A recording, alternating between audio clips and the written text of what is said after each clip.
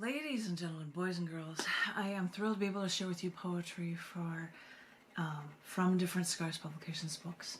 In fact, I'm going to read some from a Cyberwit book for you in honor of the once popular, once cool reading space that was mini feature space at Half Price Books in North Austin, and at a community poetry reading space at Half Price Book that is no longer running thanks to COVID. But because of COVID, and because I've always video recorded past open mics when I ran in Chicago, I figured I'm keeping the dream alive by doing this for you guys today.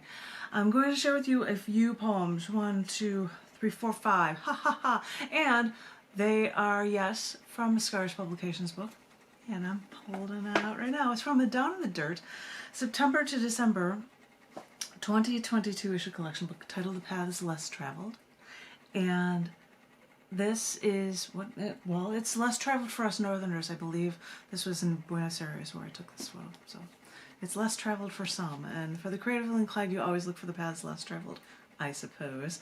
And I thought I'd share with you a couple of women's issues, and I just automatically pulled up, and it's like, hey, some of them even are ones that are also in the Cyberwit book that was released on Women's History Month this past year, titled Shattering the Glass Ceiling. And the cool thing that was about this book is that it had a lot of poetry as well as essays, and it has the book for men in it. If you want to know for it, you'll have to check it out yourself. But it also has a lot of poetry translated into other languages. And those languages are also translated into this one, so yippee skippy. I thought I would show you the translations that exist for these poems. For these poems I'm going to read for you today. I hope you like them. I think I'm picking 3 different languages. What? I hope you guys like them. This first poem is titled Oriental. And actually, I should look it up right now. Oriental. Aha. And I believe back in the day in Chicago, the poetry game show feature I had different poets around Chicago read a poem of mine, and I believe Wayne Allen Jones read Oriental, and he won with the applause-o-meter, with the most applause. And he has the poetry hat, which was a Burger King hat, I think. But anywho, it was funny. But no, he didn't read it in Chinese. But I do happen to have a Chinese translation for it in both of these books. This one happens to be bigger, so I'm pulling it in. It's next to impossible to see. That is Chinese. What? And it is one poem that is translated into Chinese in this book, and it is a poem that's titled Oriental. Years ago, Chinese women bound their feet with claws, forcing them to retain the foot of a child. The smaller the foot, the higher the class, the more helpless the woman, the more she needed a husband to care for her. It was normal for the daughter to cry and cry at the thought of hurting her feet, so, of being unable to walk, of crippling herself. But the mother knew better. The girl would never find a suitable husband if her feet were like those of a servant, or at least a working servant, you know. Handcuffs are like swashes of cheesecloth, slowly wrapping layer upon layer upon layer. The tears falling land in her lap, a pattern as the daughter sobs and rocks back and forth. It exists in both languages, but this one happens to be smaller, so I was trying to show you the bigger copy. That was Oriental. This is my only Chinese one that I have, but I do happen to have one in Hindi next. This one, sorry, I get excited because I just pull these things up. This is a piece that is titled Unmarried Women and Dead Bodies Everywhere. And it's harder to see it in Hindi in this book, so let me see if I can find it in this one. Aha! It's got like huge writing for these pages. This is Unmarried Women and Dead Bodies Everywhere. And it's hard to show it for you guys, but I'm doing the best I can. You can also see these things online if you look them up, or you can get a copy of either one of these books. Anyway, this is the poem in English. Unmarried Women and Dead Bodies Everywhere. The Ganges River in India, the most sacred river to Hindus, is still religiously renowned. But on one day not too long ago, at one tributary of the Ganges River, they discovered 28 bodies. The locals first spotted the corpses when vultures surrounded those bodies as they piled up along the shore. Online news sources explain that bodies may have been left there when families couldn't afford a burial. And those same online news sources, lucky you can see video of dogs eating at the flesh of the dead. But I was there. I read those newspapers as the Times of India came to me daily, while locals discovered more bodies before they found 104. The local papers explained that the tradition of halpara, a custom in some cultures, when unmarried women die, their bodies are dumped into the river. Unrecognizably decomposed, more and more bodies of unmarried women kept floating to the surface in just a few days in the sacred Ganges River. I kept looking for an explanation, and all I could think was that this river was supposed to be sacred, and I wondered if this was their effort to give these women a family in the afterlife, putting them in a river they call sacred. Because I know how they view women in India. Cover their skin, they don't talk back, because even though women are treated like nothing by men there, they'd be less than nothing if they weren't married.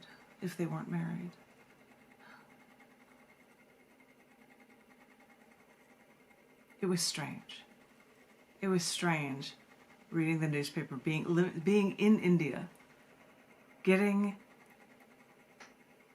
having genuine Indian food for meals, drinking good juices in the mornings, not having Americanized coffee, and getting the Times of India and reading about all of these bodies appearing. It was insane. I couldn't believe it. I really couldn't. And so, yeah, this is how it is sometimes.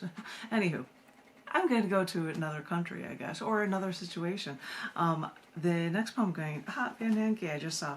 I just saw one of the translations right there. This next poem I was going to share with you is titled All Men Have Secrets.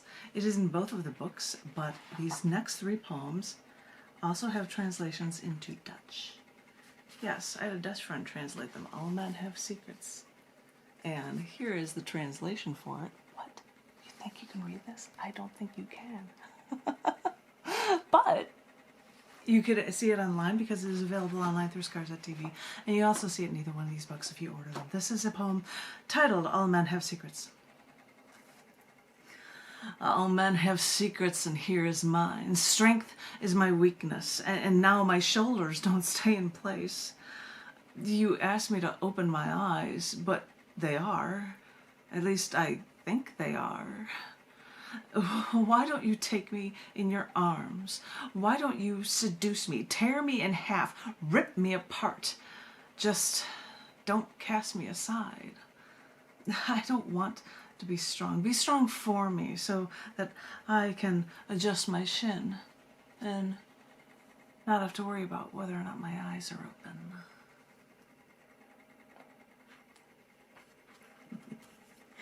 There are another two short ones I was going to share with you for this reading for you guys. Thank you for listening. You guys are double plus awesome, as people hear me say regularly at my current open mic. This next one is titled I Wanted Pain.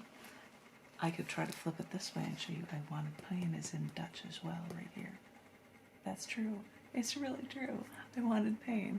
This is the truth. And this is the poem. The translation you can get online and in both of these books, Shattering the Glass Ceiling and The Paths Last Traveled, like this one right here. This is titled I Wanted Pain. You screamed at me to pull over. You wanted me to stop. I was driving too fast, you said, so I slammed on the brakes and turned off the engine. As I stepped outside, I Just wanted to jump out of that car and run until I lost myself. And yet I wanted to fall. I wanted to fall to the ground. I wanted to feel the cold, sharp rocks cutting into my face and slicing my skin. I wanted pain to feel good again.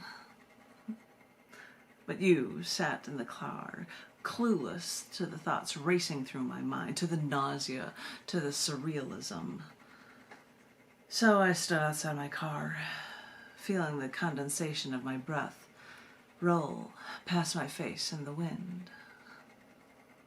It was a constant, nagging reminder that I still had to breathe.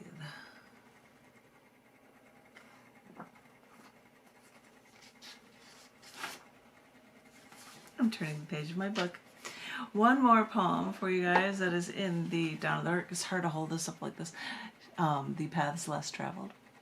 And is also in the book, Shattering the Glass Ceiling. I'll show them both off. What?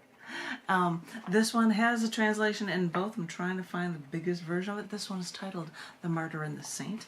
And it also has a Dutch translation, and it's right here for you. That is the Dutch translation right there. I'm telling you, that's it. Of The Martyr and the Saint, which is on the other side here. If you wanted to see the translations, you can see them online because Scars TV has them, and JanetKuypers.com has them, or you could either order either one of these books and find them as well. But in the meantime, this is the last short poem I'm going to share with you in this reading that is titled The Martyr and the Saint. They gave their daughter the name of the patron saint of television. And the television has always been the one thing she hated about him. Or was it the drinking that he needed more than her? The business has gone bad. I'm a failure. I'm not a man. He said he respected her, and then he'd call her a $20 whore from Vegas. And the mother would hold the child, the saint, the pure angel, hold her ears and hope she couldn't hear.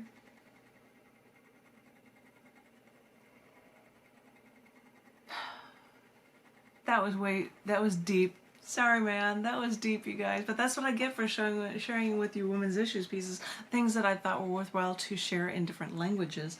I believe those Dutch ones were originally translated by Gene Hellmans years ago, and I believe that he did a chapbook of them with proceeds going to I don't know what.